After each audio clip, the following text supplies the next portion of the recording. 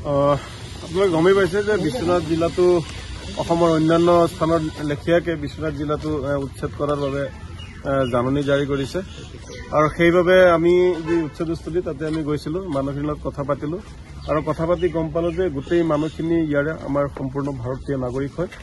তেওঁলোকৰ 1951 চনৰ পূৰ্বৰ নথি আছে, 1971 চনৰ পূৰ্বৰ সম্পূৰ্ণ নথিপত্ৰ আছে আৰু তেওঁলোক সম্পূৰ্ণৰূপে ভাৰতীয় নাগৰিক।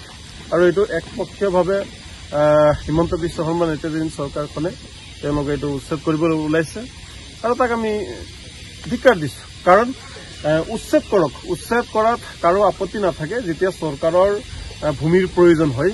কিন্তু কথাটো হ'ল যে আইনৰ কিছুমান কথা আছে।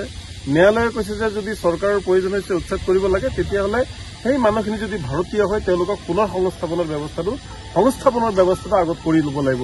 কাৰণ উচ্ছেদৰ পিছত তেওঁলোকে নিজৰ সৰু সৰু ল'ৰা ছোৱালী, বৃদ্ধ তেওঁলোকক লৈ কেনে কলৈ যাব। গতিকে এই চিন্তাটো চৰকাৰক কৰিবলৈ ন্যায়ালয়ে কিন্তু নিৰ্দেশ দিছে। কিন্তু ন্যায়ালয়ৰ নিৰ্দেশ নমনাকৈ বিভিন্ন ঠাইত চৰকাৰখনে উচ্ছেদ কৰি আছে। গতিকে এই অমানৱীয় উচ্ছেদটো বন্ধ হ'ব লাগে। আমি কৈছো যে অমানৱীয় উচ্ছেদ বন্ধ হ'ব লাগে, অগণতান্ত্ৰিক উচ্ছেদ বন্ধ হ'ব লাগে। তেওঁলোক ভাৰতীয় নাগৰিক হওক, তেওঁলোকে ইয়াতে জন্ম আৰু ইয়াতে মৃত্যু হ'ব, ইয়াত সম্পূৰ্ণ অধিকাৰ আছে। ইয়াতে যদি হিমন্ত বিশ্ব শৰ্মাই বাৰম্বাৰ উচ্ছেদ কৰি থাকে, তেতিয়াহ'লে হিমন্ত বিশ্ব শৰ্মা ডাঙৰীয়াই যে কৈছিল যে মুছলমানৰ ল'ৰা ছোৱালী ইঞ্জিনিয়াৰ হ'ব লাগে, ডক্টৰ হ'ব লাগে, এনেকুৱা ঘৰ বাৰী ভাঙি থাকিলে তিৰপালৰ তলতো যদি থাকিব নিদিয়ে, তেতিয়াহ'লে কেনেকে মুছলমানৰ ল'ৰা ছোৱালী ইঞ্জিনিয়াৰ হ'ব, ডক্টৰ হ'ব? আৰু উপায় নাই।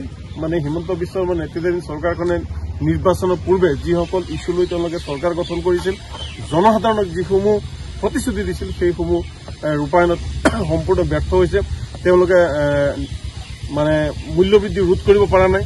আজি যি বজাৰত যি ঔষধৰ মূল্য ফাৰ্মাচীবিলাকত গৈছে, আকাশলংঘী মূল্যবৃদ্ধি, তেওঁলোকে সংস্থাপন দিব নাই, নিবনুৱা সমস্যা বাঢ়ি গৈছে।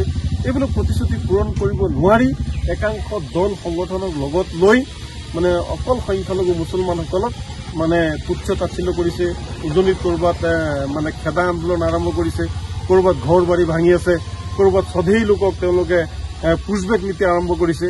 এটা অৰাজকতা সৃষ্টি হৈছে। ইয়াত যেন গণতন্ত্ৰ নোহোৱা হৈছে, ইয়াত যেন এটা দাদাগিৰি ৰাজ চলি আছে। গতিকে এনেকুৱা দাদাগিৰি ৰাজটো চলিব নালাগে। ক্ষমতা আজি আছে, কাইলৈ নাথাকিব পাৰে। মানুহৰ বাবে মানৱতা থকা দৰকাৰ, যাৰ কাৰণে ভূপেন দাই আগতেই কৈ গৈছিল যে মানুহে মানুহৰ বাবে। ভূপেন দাই এই কথাটো পূৰ্বতে চিন্তা কৰি গৈছিল, কিন্তু হিমন্ত বিশ্ব শৰ্মাহঁতে এই কথাটো উপলব্ধি নকৰে যে আমি মানুহে নিৰ্বাচিত চৰকাৰখনে প্ৰত্যেকজন মানুহৰ বাবে আমি কাম কৰিব লাগিব, প্ৰত্যেকজন ভাৰতীয়ৰ বাবে আমি কাম কৰিব লাগিব। কিন্তু এতিয়া দেখা পাইছো যে দুটা ধৰণৰ আইন চলি আছে। এটা হিন্দু মানুহৰ কাৰণে বেলেগ আইন, এটা মুছলমানৰ কাৰণে বেলেগ আইন। মই অনুৰোধ জনাম আপোনালোকৰ জৰিয়তে যে আইন এটা কৰক, আইন দুটা হ'ব নালাগে, আইন এটা কৰক। কোনোবা যদি বিদেশী আছে অথবা বাংলাদেশী আছে, তেওঁলোকক বহিষ্কাৰ কৰক, আমাৰ কোনো ধৰণৰ আপত্তি নাই।